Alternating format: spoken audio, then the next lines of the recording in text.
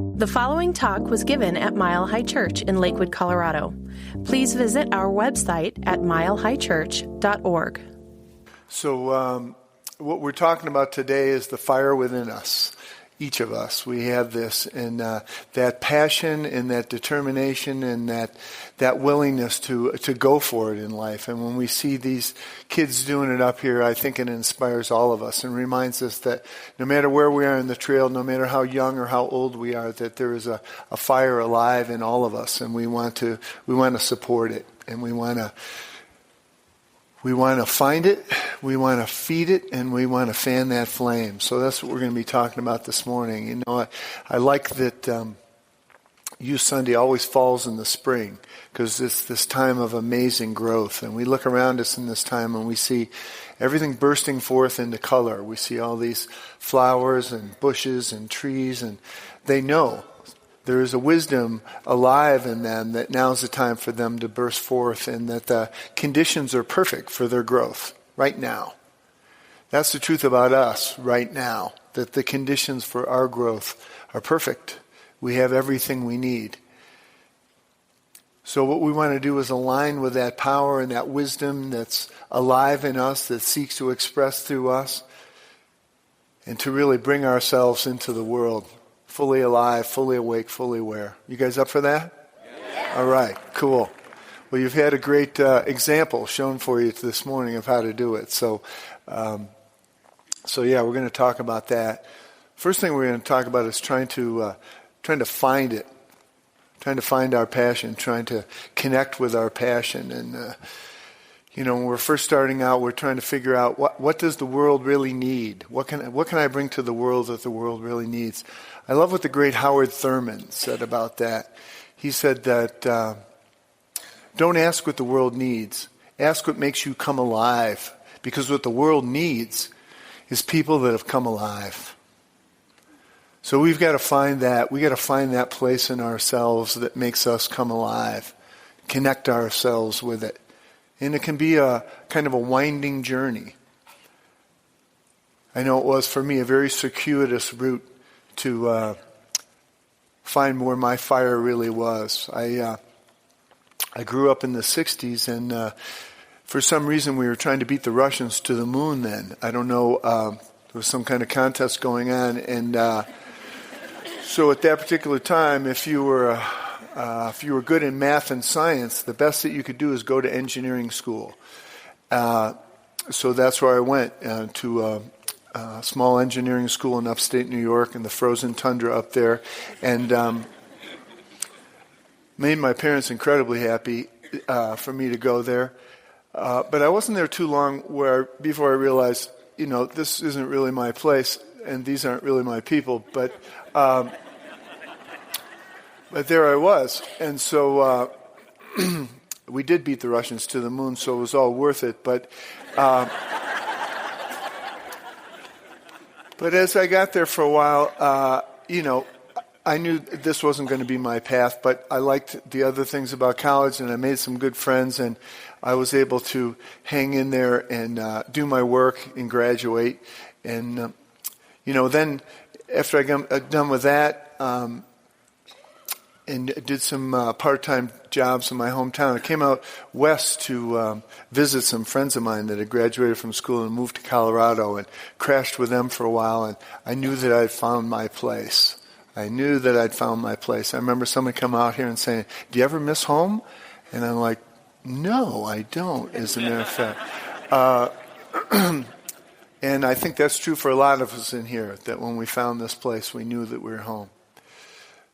So then it was the thing of finding the fire, and I had a lot of part-time jobs, did a lot of weird things, just bumping around, doing things to get things going. And one of the things that helped me during that time was I learned to meditate. I discovered the teachings of Paramahansa Yogananda and started working with those lessons and that teaching. One of the great things for me every year is to hear a kid come out here and say Paramahansa Yogananda.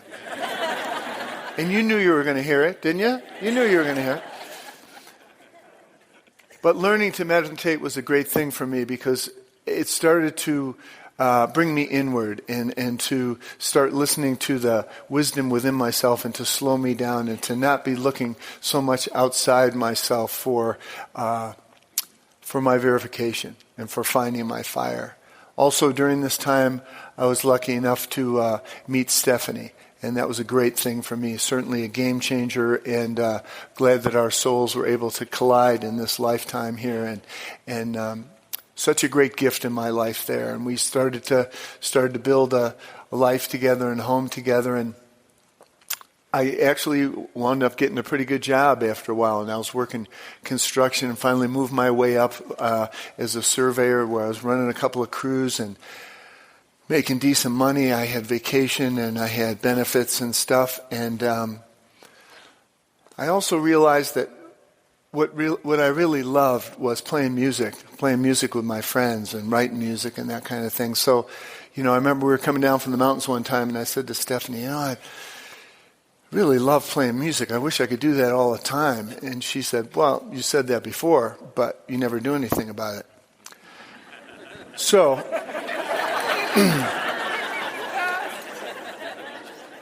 you can't take that back, you know what I mean?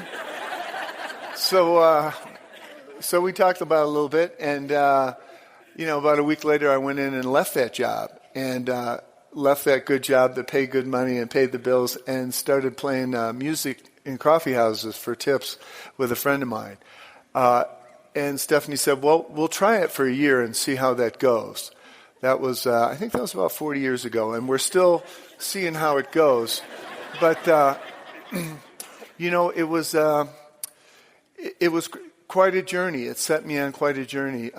It started with two of us making music, and then we added a third guy, and then a fourth, and then a fifth, and then we had a full rock and roll band, and we're in the bars, and it was quite a journey, that particular life, and had its own stresses, and our relationship, and it was finding this community. We actually split up for a while, and it was finding this community. She welcomed me here she had found it, and she welcomed me here to be here with her on a Sunday morning, and it helped us put our thing back together and to be moving forward. And these teachings in this community supported us as we're going on that journey. And then when our first son Jesse came, it kind of changed the whole thing for me. I really got involved in youth ministry and wanting to learn more about being around kids. And I could see in moving forward that the rock and roll life and the dad life didn't really connect that well. And then our son Gabriel joined the group, and I knew that I had to make a change. It had to be different. And I was okay with that. But I still wanted to know, how do I feed that fire? Now that I've discovered it, how do I feed that fire? And I think that's a big thing for all of us. When we find where our passion is, where that part of us is that really feels alive and really feels connected with the spirit inside of us, how do we feed it? For me, I started to discover that I really like playing music for kids as well. And I love playing music with the kids here on Sunday mornings, and then I started playing music with kids in preschools and stuff like that. Another low-paying job that I was attracted to, but I kept doing that, and I realized that I liked it. I put a band together, Burying the Rainbows, and we played at festivals, and we did all this stuff, and we created all these camps here and everything. And I found that it really fed that fire in me to be playing music and to be creative. And it was interesting playing for kids because they were sober, and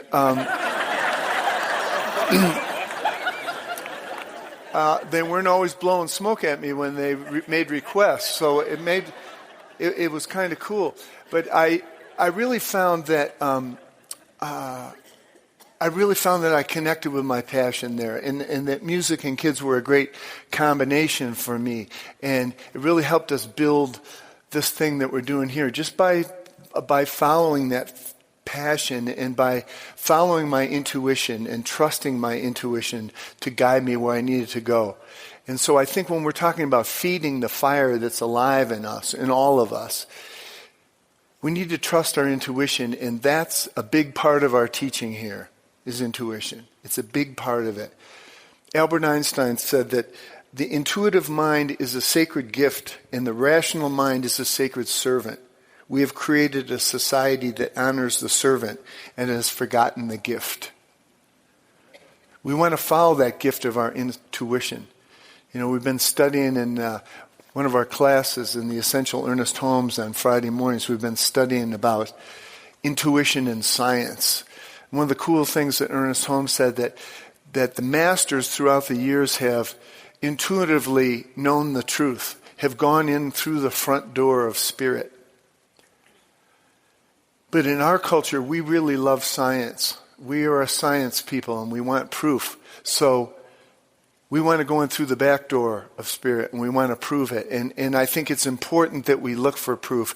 And in this time that we're living in now, we can see that the great pioneers in science, like many of us know Joe Dispenza's work and Greg Braden, and that we're really proving these principles that our spiritual practice will indeed improve our lives, will improve not only our outlook, but the way that we get to show up in the world and do things. And what Holmes said is, if you go in the front door of intuition, or if you go in the back door of science, when you get into the living room, you're going to see the same furniture. And I love that. I love that. I love that. So a big part of our teaching here is to connect with and to trust our intuition. It's an important part of it. Ernest Holmes talked a lot about changing our beliefs. Changing the things that no longer serve us and aligning ourselves with things that we know are true, that we can feel are true within us. And to not let other people talk us out of it. He said something really cool. Change your belief and you can change your world. Don't let anyone tell you this isn't true. Those who have used it in the right way have proved it to be true. Those who have never tried it know nothing about it. Leave them alone. So in this time that we find ourselves in now, there's a lot of comparison that's available to us. Because of social media, these kids that are up here on the platform today have never known the world without the World Wide Web. They have never known the world without a cell phone. This is the world that they're in. And it's a world of comparison. Theodore Roosevelt said that comparison is the thief of joy. When we compare ourselves to other people all the time, we don't have enough. They've got more than we do. Why are they having more fun than I am? Why are they on a beach someplace and I'm still sitting here in my room? There's a lot of comparison that goes on. So we have to be aware of that, and we have to see, what is our part? Where do I feel my joy? Where do I feel my joy? Because other people can squash our joy when we have an idea, when we have a feeling that something might be really good. And when we tell other people, they're like, I don't know. And then we start to doubt ourselves. I love what Emerson said about this. And this is before the internet, mind you. Emerson was talking about that comparison thing. He said, whatever you do, you need courage. Whatever course you decide upon, there is always someone to tell you that you're wrong. There are always difficulties arising to tempt you to believe that your critics are right. To be yourself in a world that is always trying to make you something else is the greatest accomplishment. To be yourself in a world that's always trying to make you conform to other ideas. That's why I think the gift of this teaching is, what the gift of our spiritual practice is, and why it's so important for us to stay with our spiritual practice, to connect with that power and that wisdom and that light that's inside of us, and to know it, to intuitively know it, and to trust it.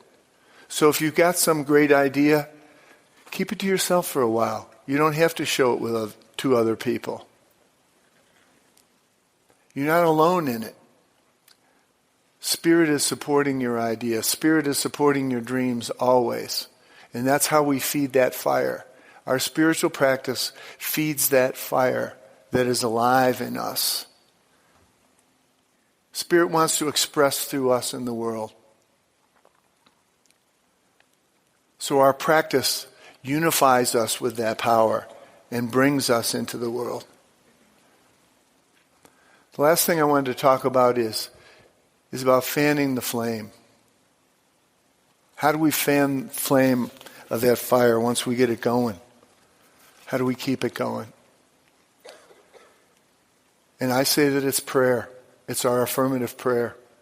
And I know when I'm teaching Beyond Limits, we talk about the words that keep us from getting to the party. For a lot of people, it's the word God. I'll be talking in Beyond Limits the first night. I'll say the word God. I can feel people going away. And I'll say, all right, how many of you, when I say that word, you got problems? About half the room puts their hands up. You're feeling the same thing. I know you are. Don't raise your hands, though. Because we got ideas that are attached to that word. And we need to heal those ideas. If we need to say different word, divine presence, universal spirit, divine mother, Bubba, whatever it is, there's something that's alive in us. And it isn't out there. It's in here. That's really what this whole teaching is about, is healing that. Healing that feeling of being separate from the truth of our being.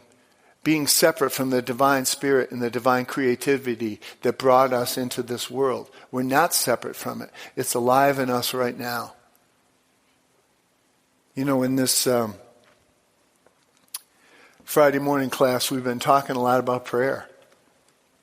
Ernest Holmes talked so much about prayer, about affirmative prayer. That's what our thing is in here, is affirmative prayer. And so we teach the steps of it. We teach a method to do it. But the main point is to get us to do it.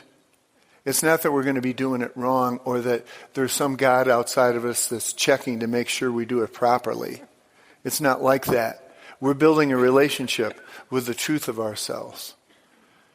You know, I love the story about there was this wise man who lived on this island, and he was a sage, and he had this beautiful community that lived around him, and they lived in peace, and they lived in joy, and they lived a life of celebration. And a lot of it had to do with the way that they prayed together and the way this wise man taught them to pray. And then the word got out to the elders and the high priests about this guy, so they wanted to go check him out and see if he was doing the prayers properly. So they went there in a boat. A couple of priests go there in a boat, and they check him out. And they listen to him praying with his people, and they're like, man, he's doing this whole thing wrong. So they stay there with him for a couple of weeks, and they teach him the prayers, right? And they're working on doing the prayers correctly. And so after a couple of weeks, they say to him, do you think you got this now? And he's like, yeah, I think I've got it. I think I got these right. So they say, okay, we're going to go back. So they get in their boat, and they start going away. They look out, and they can see him walking across the water towards their boat. And he says, I'm sorry, I've already forgotten what you taught me. So it's not like we're going to do it wrong. It's like we want to be building a relationship. It's about building a relationship. One of the great ministers that I've studied is a guy named Harry Emerson Fosdick, who was a great minister in New York City in the Presbyterian Church in the 20s, 30s, and 40s. And Riverside Chapel in New York, he was the first minister there, this beautiful cathedral in New York City. He said this about prayer. Prayer is the hospitality of the soul, entertaining the Most High. True prayer is affirmative. It turns its back on our miserable needs and stretches out a taking hand to appropriate the inexhaustible resources of the divine grace. True prayer is affirmative. That's what we teach here. And as we've been studying this, as this class that we've been teaching on Friday morning, we have this beautiful Friday morning church that gathers together. And we've been talking about what prayer is. And the fact that our prayers don't really go anywhere because we're already there. We talked a lot in the last couple of weeks about praying for other people. When we want to pray for other people, we still hold on to this idea that our prayers are going somewhere out to God, and God is judging our prayers, and there's some whimsical judging God that is deciding whether these prayers are good enough. That's not what's going on. When I pray for you, I'm not trying to convince you of anything. I'm trying to convince me of how I see you. When a practitioner prays for someone else, the practitioner is praying in their heart, in their mind, in their soul, because we're already part of that one soul. Ernest Holmes said that affirmative prayer is the act, the art, and the science of inducing thought within the mentality of the one praying. That's what it's about. Because we're already connected, all of us. So that's what we were really cranking on in this Friday class the last couple of weeks, about that idea of how do we pray for someone else? And I love this thought here. Holmes said that the practitioner loves the person they're praying for back into their own center. Loves the person they're praying for back into their own center. They don't establish that person in truth, in God, or in life. They merely take them by the mental hand and lead them back into themselves. The whole effort, whether we pray silently or out loud, is to establish that person in their own spiritual center. I love that. We love that person back into their own center. That's what we're doing in prayer. So we're having some great discussions about this. Writing about it, talking about it. And then a couple weeks ago, a woman that was in the class had an experience of this. And she shared it with the class. And she said it was okay if I shared it with you today. So she was a mom. She is a mom who has a couple of kids, twins, 8.5-year-old twins, a boy and a girl. And the boy has a lot of special needs and a long list of medical diagnoses. And there's not much that he can do. He can't speak too well, can't write in sentences. There's not much that he can do. And it's incredibly frustrating for her, all the work that she does, all the work that her family does to try and bring him along and to help him. And they have all these learning things around the house, whiteboards and all this stuff. But it's an enormous amount of effort. And sometimes it just doesn't seem to be going anywhere. She talked about the frustration with that. And then she said, I decided to try this. I decided to try this because one of the things that Ernest Holmes talked about is we've got to feel that connection. Not just think about it, but feel it. And pray until we feel it. She said, so I decided I would give it a try.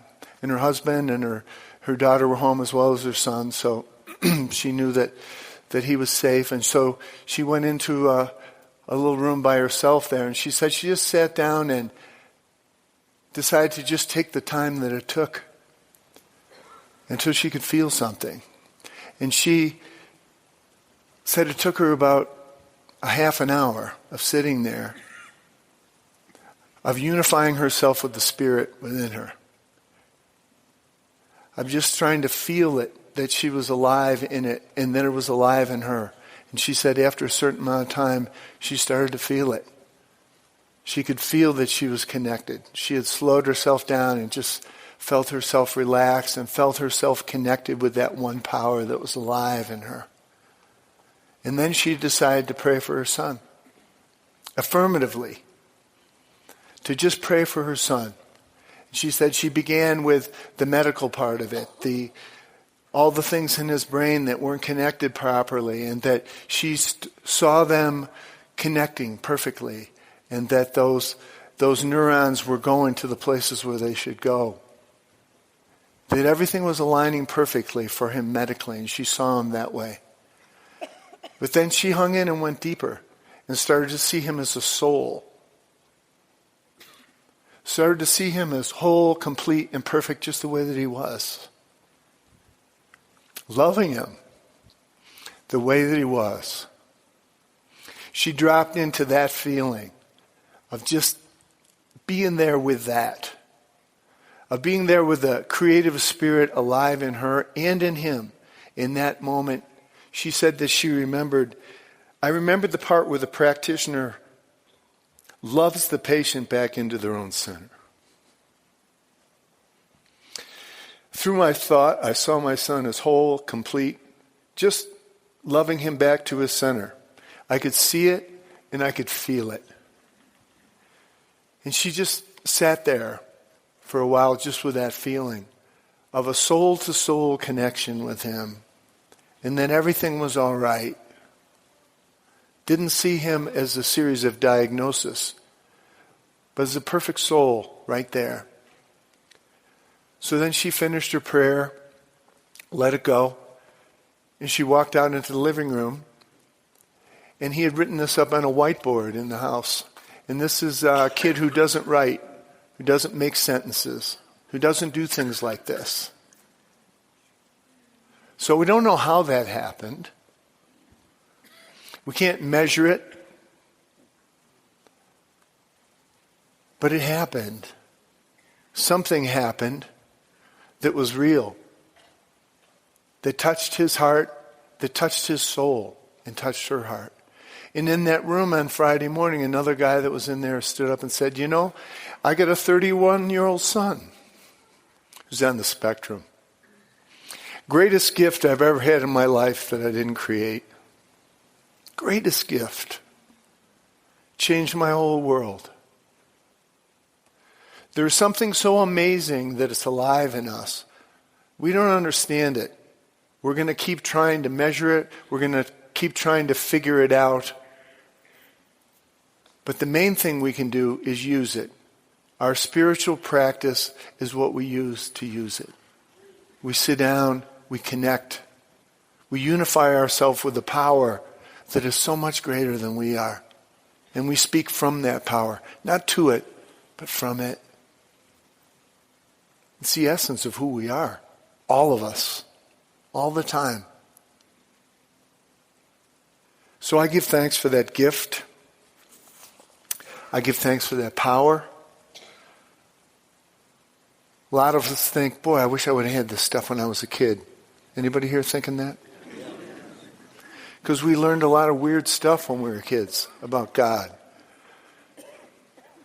He seemed to look like Charlton Heston. He was always up on a cloud somewhere. Seemed to be angry a lot. Seemed to be angry every Sunday morning. We're releasing that narrative. We're releasing that idea, and we're turning to the truth of who we are. There is a joy, there is a power, there is a passion, there is a fire alive in each of us. Let's bring it out into the world. This world that we're in now that has so much competition and chaos, and we have this idea that we're going to fix the world if our team wins. If our team wins in politics, that'll be the solution. We need a spiritual solution that includes everybody. And we're a part of it. We're a part of it. By aligning ourselves with a higher truth, by living from that perspective, that's how we're going to bring peace into the world. That's how we're going to get this thing done. Thank you for listening to the Mile High Church podcast. This podcast is made possible by the generous contributions from listeners like you. If you'd like to make a donation, text 720-230-1404 or visit us at milehighchurch.org.